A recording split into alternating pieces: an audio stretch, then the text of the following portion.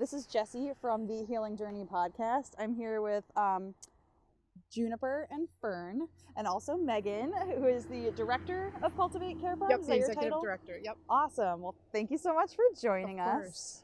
course. So we're here today to talk a little bit about farm-based therapy, as you can probably see. And so we have some questions for Megan. But I'll let you introduce yourself first. Do you want to maybe tell us a little bit about how you got started here and your role here at the farm? Sure. Yes, so I originally came to the farm. I was working at Arlington School, which is a therapeutic high school at McLean Hospital, and I brought students here for a volunteer trip. Cool. And kind of working with them in a therapeutic school where they, had kind of constant supervision and clinical support. It was amazing to see them in this setting because they kind of became their vibrant, happy selves. And they were actually teaching me, how to hold chickens, which I was originally afraid of. And I just thought that there was something really interesting that was going on here that kind of could pull that out of people. And so I came back in a part-time role as a clinician. And then in 2019, I took the director position. Cool. All right. So Megan, first of all, we were curious about, how do you teach clients to use the presence of animals as a focal point for mindfulness and relaxation exercises to help them stay kind of present in the moment? I think that, given that the animals can be a little bit unpredictable, that mindfulness can sometimes be about just responding in the moment to what's going on. So I can't really think about the past or the future if I, am surrounded by goats right now. And so there are ways in which their movements, the pressure on my body kind of really keeps me grounded to what we're doing right now. I think also part of mindfulness is just observing what's going on in the moment without judgment. And so, just talking about not that I am frustrated or it's problematic that they're chewing on me, but just that I'm noticing the sensations of pulling on my jacket, of kind of the soft, wool at my chin, things like that. So I think, especially with babies who want to be in your space, it causes you to be very kind of focused into right now, and to also, I think, which is therapeutically beneficial.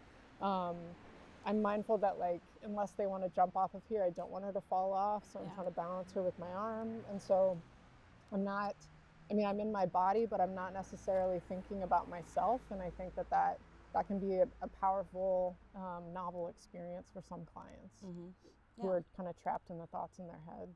Yeah, that makes a lot of sense. Yeah. They kind of grab your attention. They do. Awesome. We were kind of curious, how do you take those strategies and how do you employ those to help clients use that in their daily lives, when they're at home and maybe they don't have the farm or the animals. Do you have strategies for kind of helping them translate that at home?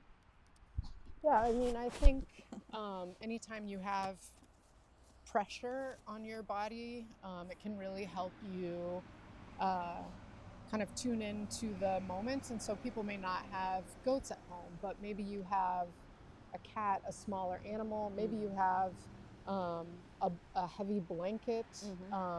Maybe you realize that sensory input is really beneficial to you, even putting a pillow on top of you.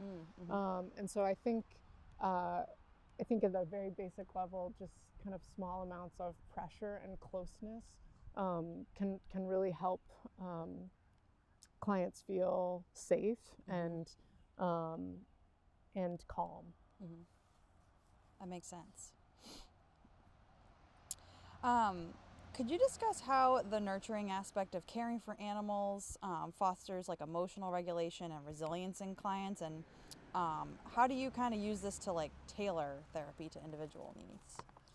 Yeah, so each of these goats has a story, and I think we sometimes feel very attached to our own origin stories. And so to see that these animals who they weren't outright rejected by their mom, but they were not taken care of by her. I think that story, resonates with people in terms of ways that they feel like they may not have been nurtured in the way that they needed to be when they were small. And so I think working with the animals, caring for them, cuddling them, shows people that you can change the trajectory of the origin story by kind of giving of yourself. And it stops being about you. It starts being about, caring for the community. Yeah. Yeah, that's really powerful. I never really thought about how, the animal story could, you could take that and relate to your own story as a client. I never really thought about that before. That's pretty powerful. Something we were really curious about is, can you discuss examples of how clients may project their emotions, experiences, or relationships onto animals, and how do you address these dynamics in therapies? You were talking about how sometimes, a client may relate their story to the animal. Yeah, I'd be curious to hear a little bit more about that. Yeah. I would also just say, while I was quickly thinking about it, it's a mindfulness exercise that you and I are having an interview in the rain. Yeah. And so sometimes like having true. sessions outside and like, feeling the rain or the elements on your body can also be really helpful. But in terms of people projecting their stories onto the animals, I think that can be a really helpful way to start to consider, relationships that have conflict. So you can start to think about or look at, without judgment, how these animals are interacting with each other. For instance, I think projecting the stories onto the animals initially. So say, for instance, one of our animals headbutts another animal. A kid may be feeling like they get bullied in school and like, why are they so mean to that goat? There's no reason for that. And so we can start to do a little perspective taking, some empathy, but we can also start to help kids advocate for themselves. Like, you're right, it's not right that this goat was treated this way by this other animal. They don't necessarily have words. There are ways in which they're communicating with each other, but you do have your words, and we can start to have these conversations with people in your life that may be treating you in a way that you don't want to be treated. Yeah. So I think the animals help us in some ways depersonalize things that feel painful, so that we can start to kind of evaluate these things, we can problem solve, and then we can, take initiative and work through these issues in our own lives.